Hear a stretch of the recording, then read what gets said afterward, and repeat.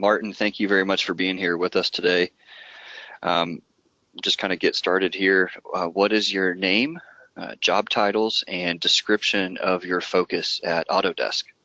Sure, thanks Cliff, and thanks for everybody that's attending. So yeah, as shown on the screen, my name is Martin Schmid, Product Line Manager for MEP Design and Fabrication. And as far as the focus of what I do at Autodesk, I'd like to break it down a bit further to provide a bit more insight onto what we do on the authoring side of things.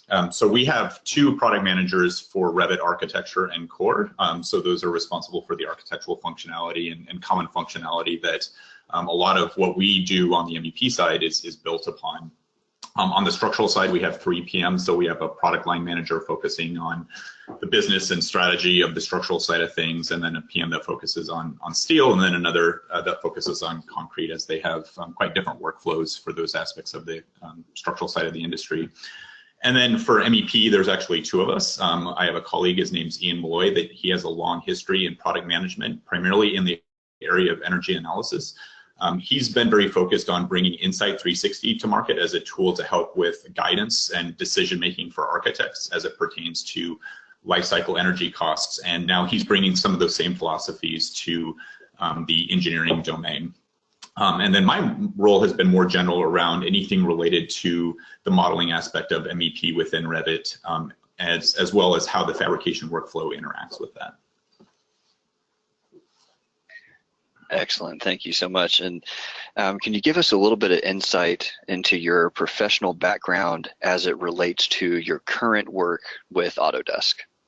Sure, so I was hired out of industry actually as an electrical licensed engineer practicing electrical design, but also doing cross-discipline coordination and planning within a design firm. Beyond that, I started with Autodesk just over 13 years ago, spending a number of years in our consulting group. So initially on AutoCAD MEP, before Revit was released back at that time, and then onto Revit Consulting. So over that time, I got involved with our customer success engineer organization, which was really primarily focused on working with strategic customers to get them up and running within the Revit environment. And then more recently into this product management role in this side of the organization, again, focused on the modeling and model-based analysis workflows. But long-term, really thinking heavily about how minimal information can be captured in the model from a pure modeling standpoint to make detailing less a manual process. So capturing the information that kind of drives all those downstream workflows. Excellent, thank you again. Now, what would you say you find more intriguing or most intriguing about the prefabrication of MEP systems as a whole? Yeah, that's a really good question. So it's funny, as an electrical designer, I was always very interested in how things are actually put together in the field and in the building and so forth. So as you may know, and those on the call, that electrical design documentation leaves a lot to the imagination of what's actually going to be installed. There's a lot between kind of those design documents, very conceptual and schematic in nature, and leaves a lot of that information to the contractor to kind of fulfill. So it's been very interesting to jump out of that design side of things over the years and get very connected now to this side of the industry, where I would say that the rubber really meets the road to deliver a building. And so further to that, what's really interesting is that as the industry evolves to being more information driven and more connected and less about 2D documentation, I see that it's a very natural fit to start to manage those processes as one does in manufacturing type workflows. There's a lot of tools in various industries to manage this information workflow, but for the most part, it seems the most common tool in our industry, quite frankly, is spreadsheets, manually exporting data from one system and importing into another, and then manually managing this information throughout the process. So what I think is really intriguing is that as more intelligent tools come online to support more of this managed workflow, it's natural that those workflows emerge that are more connected to the model, so that as change happens, such as material availability or even as like an owner-driven architectural revision, that those things are all more easily managed for all the stakeholders. Generally, we've seen that the AEC industry generally has the lowest amount of productivity growth.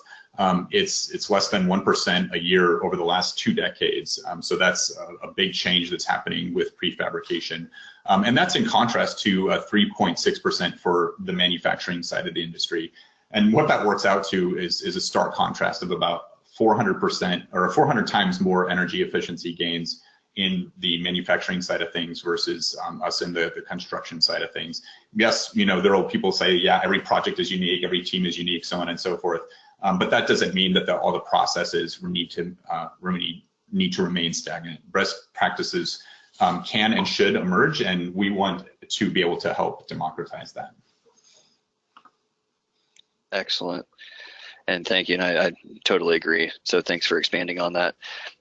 Why do you think, kind of in your opinion, Autodesk made the decision to include fabrication parts inside of Revit?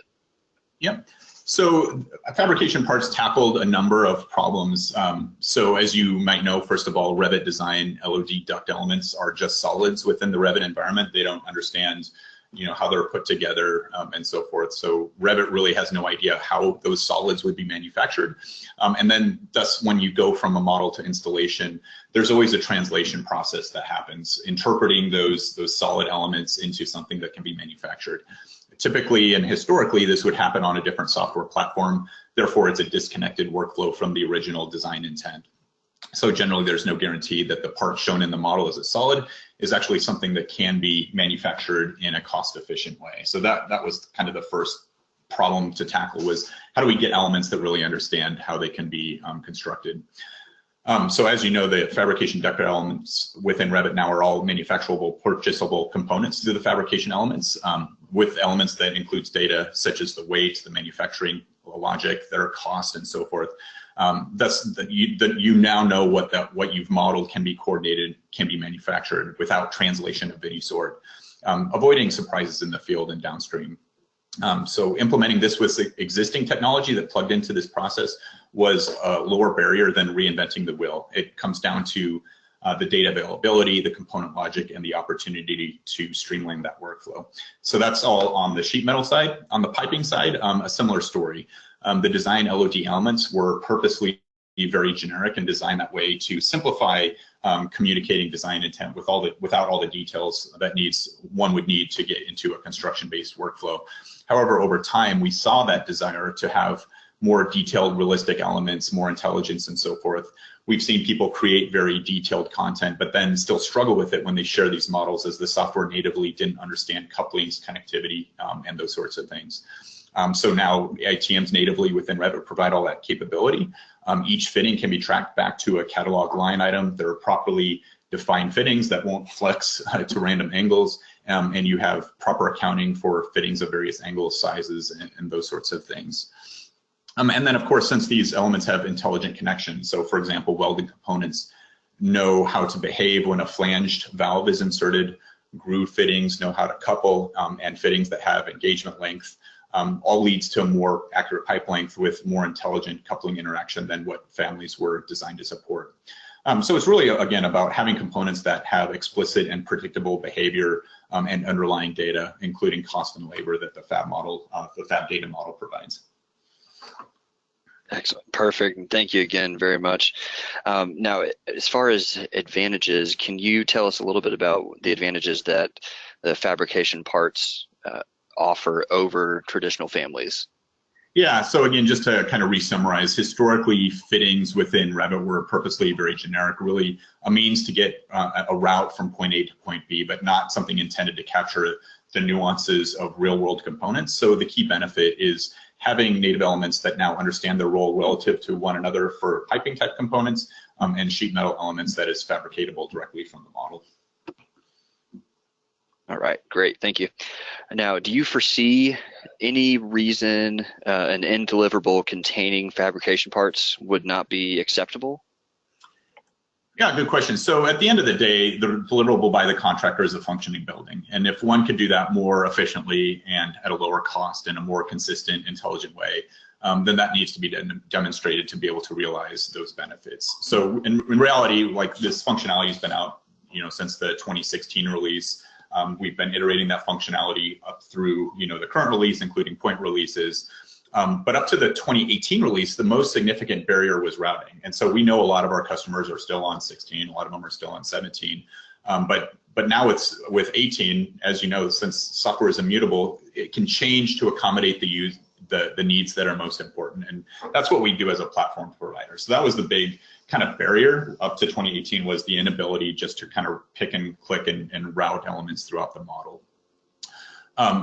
So starting out, the problem was, as mentioned above, kind of the summary of why we integrated the fabrication elements, pipe and duct fittings that didn't natively within Revit understand connectivity and build logic. And that's what the FAB LOD elements bring to the table. The next major barrier that we're seeing is that there's no connection to the design information. However, this is not true just of the fabrication elements. There's also some truth to that, to the design elements as well. So for example, if an owner-driven change requires a modification of the design, whether we're talking about design at LOD 300 or FAB at LOD 400, generally it's really the responsibility of the engineers and designers to propagate that new information from the architectural change through things like rerunning loads analysis, through the system definition updates, and into the model elements themselves, so resizing elements and so on and so forth. And a few aspects of that have some connectivity and automation on the design side, but really kind of that overall workflow is still primarily a very manual process, requiring manual QA, QC all the way along the way, including to manual model interaction. So that's really where we're looking to streamline the overall process, not just connecting the LOD 300 to 400, but connecting all the way back to the engineer's concept at LOD 0. And we think that that change that we're looking at doing will not just help the connect to the fabrication elements, but also help improve the overall design effort, so that that design criteria can be easily managed through the whole iterative process, so they can be more easily and efficiently be modified and created regardless of the persona's LOD responsibility. Awesome, thank you so much, Martin. Now, probably one of the million-dollar questions of the interview here: why should a contractor abandon their current AutoCAD workflow for Revit? Yeah, so really, I mean, we see it as a matter of changing when they're ready, and this is why we have CAD MEP and Revit in the AEC collection. You know, in some cases, we see contractual obligations that require that. In other cases, we see where customers are looking to kind of get ahead of the curve and kind of start making that transition. So by having that same content available on both platforms, they can change platform when they feel that there's enough benefit there for them to do so. So generally, we see the industry converging towards the Revit platform, and this is going to provide the most long-term benefit to connected BIM workflows through things like BIM 360, Forge, and other offerings as our cloud services mature and evolve. And really, as a platform provider, this is where we feel that we can drive the most value across all the stakeholders and where we see the most ecosystem contribution. So things like additional cloud services by partners, add-ins, value-added additional workflows, and so on and so forth. Perfect, and thank you. I totally agree as well. Now, as far as looking at long-term goals, can you tell us a little bit about what Autodesk's long-term goal is for the fabrication line of products, specifically regarding EST and CAM duct? Sure. So again, we see that these connected environments and so forth will provide opportunity for workflows to evolve and change into kind of the current technologies. So we see that CAM and EST workflows will be more streamlined through those connected processes and make those tools more available and the data more relevant to those that use them. So through our Forge and partner ecosystem, we'll certainly be part of that. Generally, we want to be the platform provider for these workflows, from design through installation and even operation, and making more of that data available to the various stakeholders. What we want to do is enable fab shops to more easily work with contractors, enable suppliers to more easily fulfill orders, and contractors more easily to win work. Excellent, thank you. And finally, what do you want users to know about fabrication parts in Revit? You know, as I mentioned, software is not immutable. Things will continue to evolve and change. And, you know, we get tons of feedback, and we appreciate the input and the passion that our user base has. We're continuing to build out the functionality to suit your needs. Generally, we're looking to grow the overall workflow with next generation technologies. And this is where investments that we're making internally to better support construction overall at Autodesk will enable workflows across the industry, not just for MEP. So Further, the investments that we and partners are making in Forge will provide more ready access to more stakeholders with tools more tailored to their needs. So for example, giving tools to a field foreman to more easily communicate with the office. Of course, these tools and technologies will take time to evolve, but Autodesk definitely intends to be a big piece of that ecosystem with our authoring capabilities at the center. All right, excellent. Thank you so much again, Martin. That is the end of the questions that I have for the interview portion, so I'm going to hand it back over to Amy. But Martin, I just want to say thank you again for your candor surrounding all these and your time as well. Yeah, thank you for the opportunity.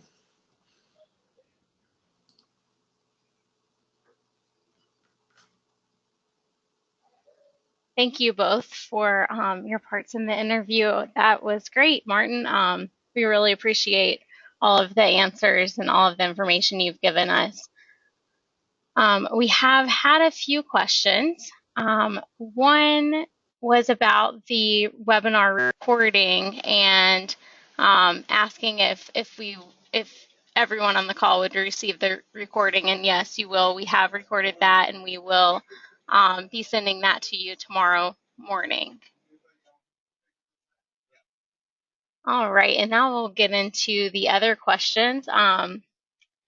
So compared to the square and round duct, why does the oval duct seem lacking in connectivity?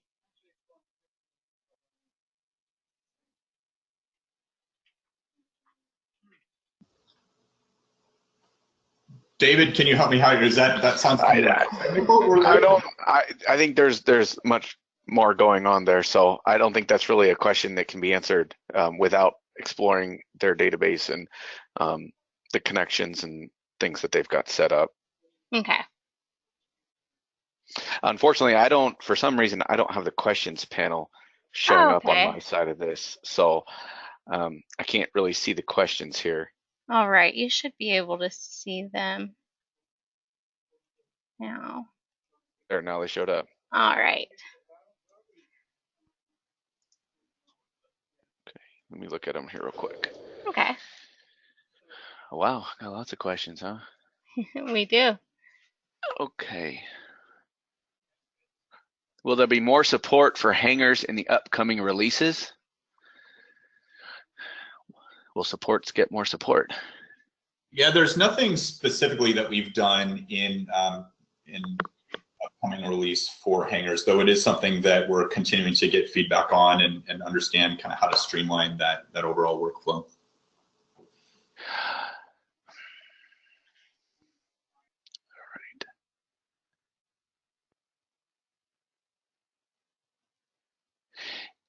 Reloading the database becomes time consuming the larger the model gets.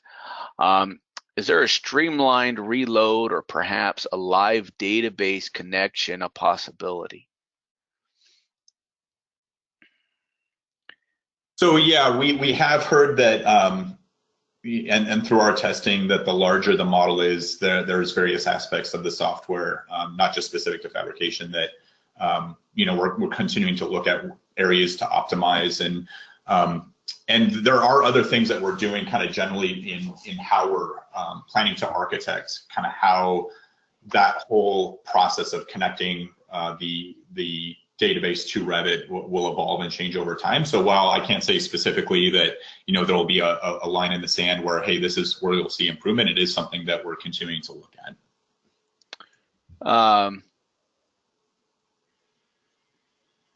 Let's see here. Switching back to families, is that a feature that has been outlined as a possibility, or at this point not?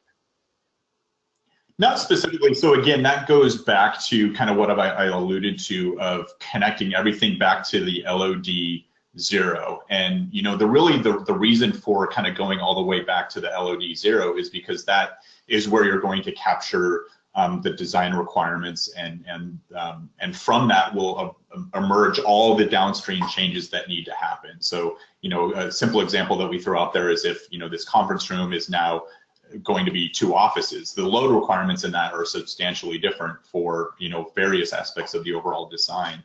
And so what we're thinking is that we better capture kind of that design change requirement and then propagate that information through the process. So it may not be that you actually need to change from, say, an LOD 400 fabrication element to a design level of detail element. I think what you're trying to do is kind of simplify and manage that change through the process, and that's absolutely something that we want to help improve in that overall workflow. But a specific feature, say, to go from a fabrication element to a design element is, might be part of that ultimately, but we're looking at kind of that broader workflow challenge.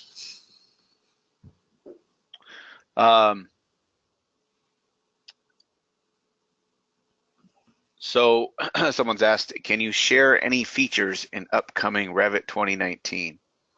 No, unfortunately, I mean, it's the way, as a publicly traded company, we can't share that information until it is actually released. Is there going to be a demonstration of converting fittings from FAB to Revit and vice versa? We can definitely give you a demonstration of that. The intent of this webinar isn't to do that live. We have, if you get in touch, actually, you know what? I think I'll have a list of these questions when we're done, and I can get a hold of you guys and give you a demonstration of that. I don't see as many options for oval patterns. Okay, so maybe that was the initial problem, that was an oval question earlier, and we can dig into that. If you can describe to us what oval patterns you need and why you need them, we can put together some, outline a list and present it to Autodesk if we need additional patterns. Let's see here.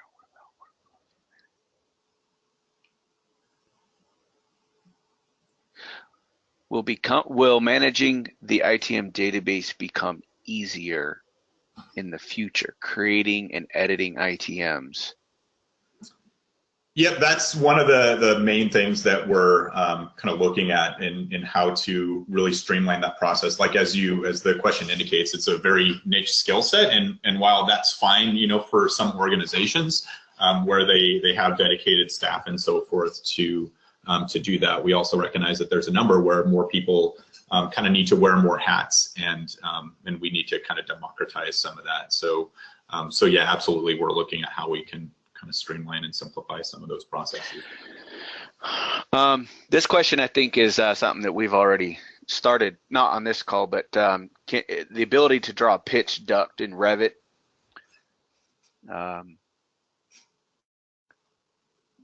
He's asking when that'll be available, or when they'll have the ability to do that. Yeah, I can't say specifically when, but it is something that we're collecting feedback and are having conversations to understand how those things are actually constructed. My understanding thus far is that that's not something that CAD MEP did fantastically. There were some workarounds and so forth to manage that, and so we're trying to understand what those are and then understand kind of what the proper solution is to have kind of the right solution as we move forward. And is there a best practice for end users to get, let's say someone wanted to outline how they think slope duct should work in Revit. What's the best practice for them to deliver what they need to Autodesk so that it can be reviewed and basically collected into other input from other users? Should they deliver that to their reseller? Is there a place online for them to put that information? So what I would suggest in this case is, let's just set up a conversation. Like, let's talk through it. I've done a number of these to kind of understand some of the specifics of how that's manufactured, and because it's a full package. It's not just representing them in the model. It's not just having the components that behave in a certain way. It's understanding how they really work, how they really install, how you would need to interact with them. And so yeah, I would say let's set up a time and just talk through it a bit. Okay. So yeah, David, if you can help facilitate that, that would be fantastic. Yeah, absolutely. Does insulation work in Revit, or does it still have to have an insulation spec set up? So in the AutoCAD workflow, you have an installation override and you have installation spec. So there's two different methods of applying installation in the CAD workflow. The end result is you still have installation. My understanding is that Autodesk has picked one or the other, and they've picked installation spec as the driving force for installation. I think that's the point of the question, is they're asking, they want to be able to use the installation overrides. Yeah, and you're right. I mean, it's a matter of, you know, there's a long list of things that we can do and so forth, and it's a matter of, you know, let's at least get some of those foundational things in place. And given that installation specs help kind of drive, you know, or is more rule based, and that's something that we've seen asked for customers on the design side for a really long time. You know, they're asking, hey, I just want to be able to set up rules and have installation applied that way. So that's kind of the rationale behind why we went with that way on the fabrication elements. That's not to say that, you know, someday you can't have overrides and those sorts of things, but it's really a matter of kind of balancing what's possible in a different way versus kind of have ultimate flexibility. This is a good question. What workflows do you envision for the industry? Do you anticipate consulting engineers abandoning their solid families and moving to fabrication parts, or will it always be the contractor's job to convert solid families to fabrication parts? Yeah, that's a really interesting question. Generally, you know, I would say we're looking, like, again, and this ties back to defining that LOD0, right? I mean, really the definition of what that system is, what needs to exist, and then what supports that, and then driving a lot of things downstream of that through automation. So, you know, if a designer, and we see some scenarios where a contractor will say, you know, there's no point in the designer creating the model if they would just send us a single line that articulates the design requirements. You know, we understand how things are constructed, we understand how things are put together. Just give us the tools to kind of connect to that logic, so that we know that at the end of the day that we're fulfilling their design obligations. And so that's a portion of, like, looking at what that LOD0 would need to be, so that we can kind of have that workflow where it communicates through the model the information that's required for then to be implemented at the appropriate modeling level of detail.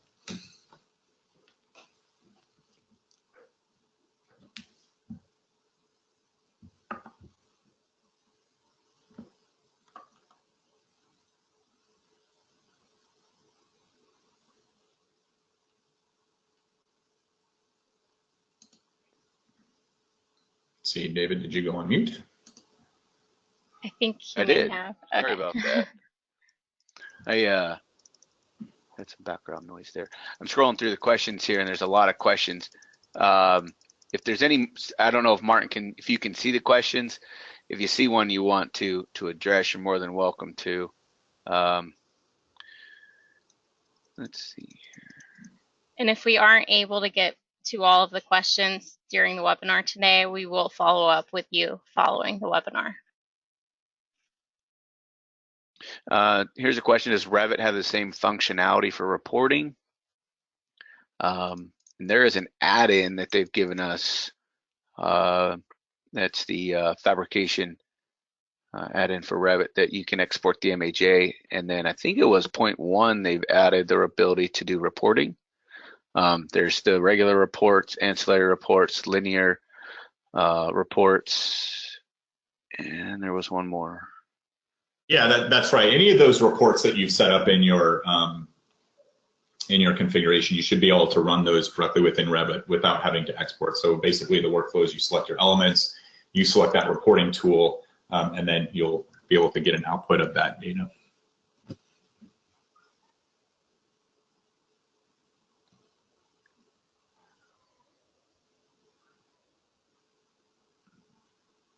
When will there be an out-of-the-box solution for manufacturers to share fab part content with clients if they don't use any fab parts software, only Revit? Yeah, again, I can't say when, but that's definitely something we're looking at, you know, how to You know, I mean, again, as a platform provider, we're looking at how, you know, to continue to stoke and evolve the ecosystem, and we see that strategically as a big part of that, of how we get manufacturers more engaged in this overall process. And so that's definitely an area that we're working on technologies. And again, it's not just something that's necessarily fabrication specific. It's something that's part of broader Autodesk initiatives to kind of enable that data to be aggregated by those that are kind of in the best position to provide that information regardless of the authoring tool. It's a question here about colors. Colors are handled completely different from AutoCAD. AutoCAD gets its colors from layers, and Revit doesn't use layers. So at this point, color is delivered through the filters. Mm-hmm.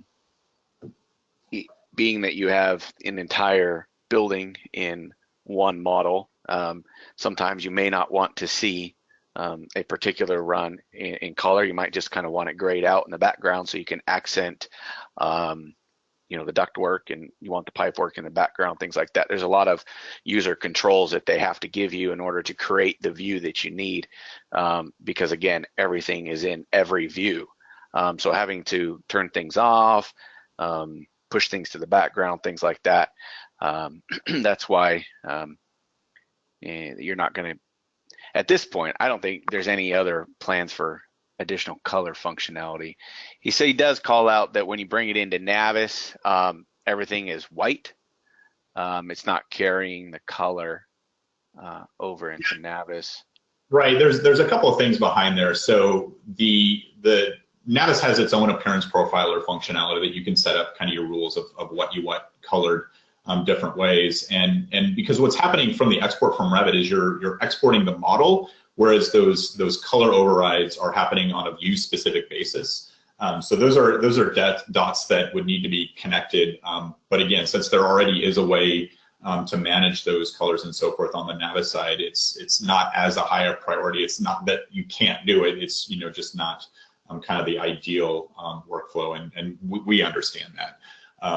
The other side of that too is understanding more about again, kind of how systems should be defined and so forth. Like we recognize that in fabrication that you can set up your coloring on the services and so forth. And generally on Revit historically, setting up all your filters and so forth has been, you know, not exactly straightforward from the standpoint of how to do this for all your various duct systems and pipe systems, so on and so forth. And so we've had conversations around kind of how, you know, ideally that would work, and you know, we'd like to get to the point of that ideal, but it's not something that is going to be kind of a quick and easy fix. It's going to take us some time to again get that proper system definition concept in place, and then connect all the dots.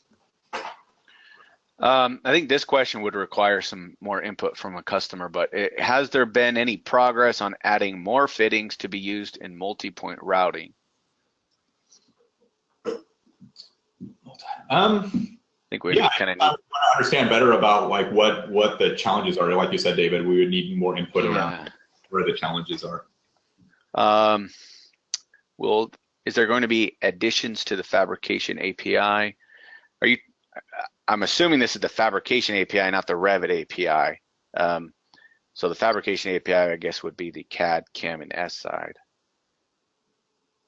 Again, I would want to have a better understanding of what it is that they're trying to accomplish that they can, and then you know what we'd like to kind of help understand is you know what the kind of the vision and the direction is, as opposed to like a specific solution about a particular product.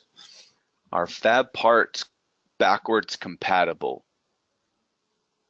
Can you use content built in 2018 and earlier versions? Yeah, short answer is yes. Long answer is if they've added a feature that the newer content takes advantage of, if that feature's not there in previous versions, you might get a little bit of inconsistent results. But for the most part, I jump back and forth all the time. In fact, with tech support, I go back to, I have 16 installed. We jump around all the time to try to help people out. So definitely it's backwards compatible. Your Revit file itself isn't going to be backwards compatible. You still have that restriction. I don't think that's anything new for Revit users, but Fab parts definitely can. Are we going to be able to utilize analytics and filters with ITMs? Is there a way to use ITMs in a single line application? So by analytics, I assume that they're referring to kind of the flow and pressure drop. And so generally, I will allude to that there are some improvements that we're making generally to better support some of those workflows in a general sense. And really that's what it's about. It's again tying back to that LOD 0 so that the overall system topology really understands what it is. And in a lot of ways, you know, the definition of that model should be kind of well understood even before there's physical model elements in place, and a lot of that analytics should be able to be done before you start physically modeling things. So generally, yeah, I mean, longer term, our strategy is to connect all those dots. The question around using filters with ITMs, I guess I'm not sure. There certainly is a way to use filters with ITMs, so there might be more an issue there of some specifically that it's trying to accomplish. And then that last part about, is there a way to use ITMs in a single line application? So again, the concept there is to tie that back to kind of the design routing intent. So if we talk about LOD 0 as the kind of system logic before you start physically modeling, I would say LOD 100 is really more of your single line basis. And yeah, I mean, there should be ultimately, we envision where you can easily view kind of those different states, but certainly as things change, you want to manage process so that you know that your LOD 400 is still aligned with what the engineer's intent was, LOD 0 or LOD 100 or whatever. And that's what we're trying to drive towards. There's a question here about sloped piping and different variations. So they want to have a strange slope angle. Is there something in the works to give the ability to change the slope to something non-standard? So your list of slopes is controlled within the project. So if you wanted an extra slope option, you'd have to add it. Maybe I'm not understanding that question very well.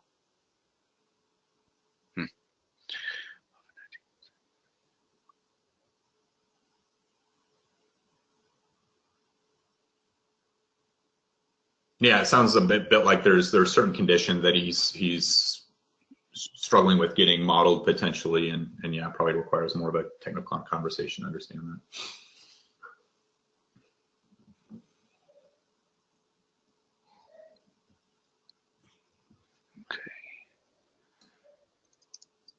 How much more time we have here? All right, we're running down here, low on time. Let me run through these real quick and see if any jump out at me.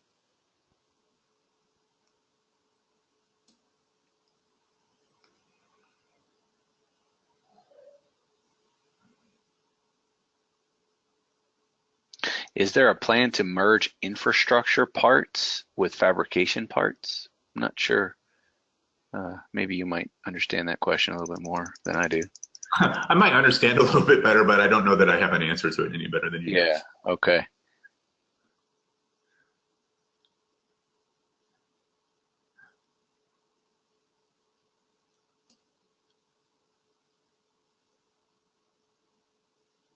Will pricing of fab elements become available in Revit Schedules? Yeah, that's a good question. Generally, what we're kind of aware of is that models do get shared, and what we don't want to have happen, and I think most of you on the call would agree with this, is that we don't want your pricing and labor information to be readily available to other consumers of that model. So we want to be very careful about how we expose any of that pricing type data within the Revit model environment. Do you prefer that we use Fab reports or Revit Schedules? Whichever one suits your need, right? I mean, the different components serve very different processes, right? I mean, if you're looking to do like a linear nesting report, I don't know how you would do that with the Revit schedule.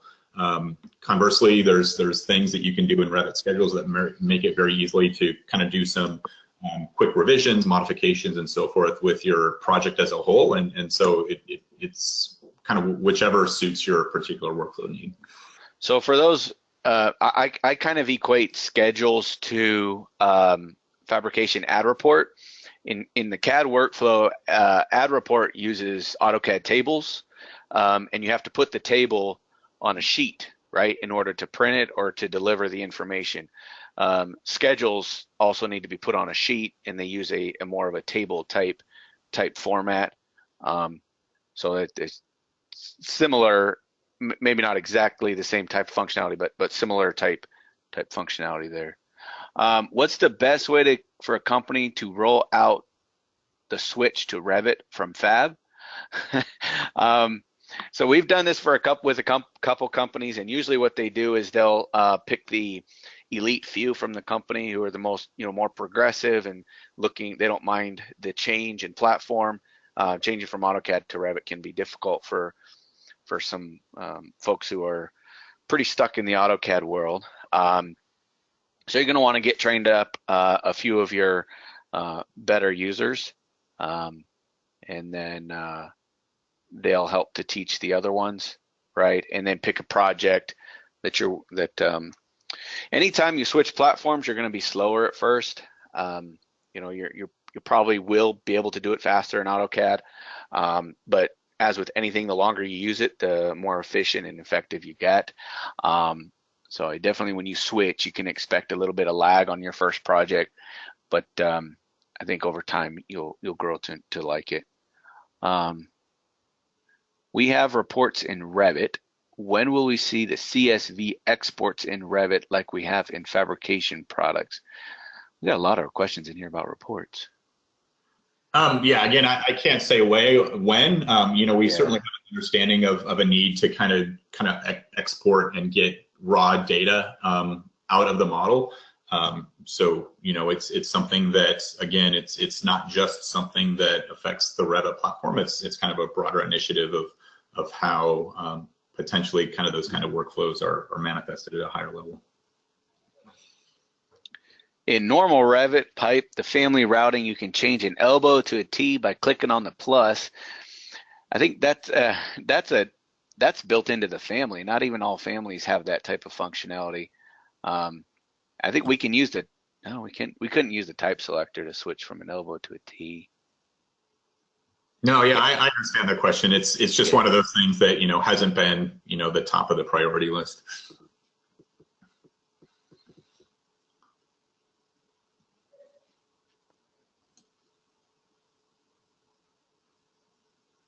Can you expand on your plans for MEP analysis? You are planning on improving pressure drop analysis with fabrication parts or design parts, or both?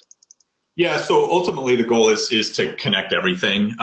So what you'll see when 2019 comes out, that there's a variety of things, a variety of challenges that we've tackled that historically users would have to find interesting ways, I'll say, of kind of working around some of those scenarios. And so again, that's kind of what we're focusing on is making sure that we have all the right pieces and parts and capabilities and so forth in place before we kind of roll it out across kind of more component types. We want to make sure that because we know that some of the workarounds that people have to do with the design elements, you simply couldn't on the fabrication elements. And so we're putting in place the proper kind of data model and interactions and so forth to be able to do those analyses in a fully connected topology.